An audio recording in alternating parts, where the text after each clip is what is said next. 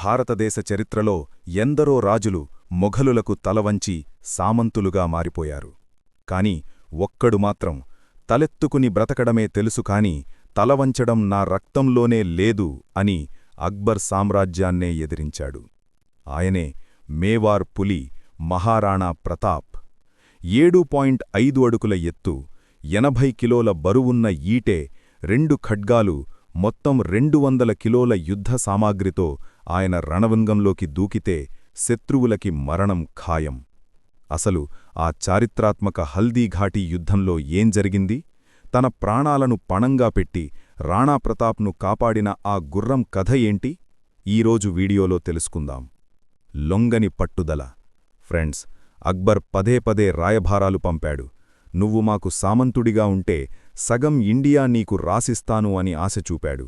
కాని రాణాప్రతాప్ ఒక్కటే చెప్పారు, స్వేచ్ఛగా అడవిలో గడ్డితిని బ్రతకడం మేలు కాని పరాయివాడి కింద బానిసగా బ్రతకను. ఆ ఆత్మగౌరవమే ఆయనను మహానుభావుడిని చేసింది. హల్దీఘాటీ యుద్ధం 1576. మొఘల్ సైన్యం 80,000 మంది, రాణాప్రతాప్ సైన్యం కేవలం 20,000 మంది. యుద్ధం మొదలైంది. రాణాప్రతాప్ తన గుర్రం చేతక్ మీద మొఘల్ సేనాని మాన్సింగ్ ఏనుగుపైకి ఎగిరి దాడి చేసిన సీన్ చూస్తే గూజ్బంప్స్ వస్తాయి. ఆ యుద్ధంలో రాణాప్రతాప్ ఒక మొఘల్ యోధుణ్ణి, బహలోల్ ఖాన్ని, ఆయన గుర్రంతో సహా నిలువుగా 2 ముక్కలుగా నరికేశారంటే ఆయన బలమేంటో ఊహించుకోండి. వీరగుర్రం చేతక్. చరిత్రలో ఒక గుర్రం గురించి ఎందుకు చెప్పుకుంటామంటే అది చేతక్ కాబట్టి.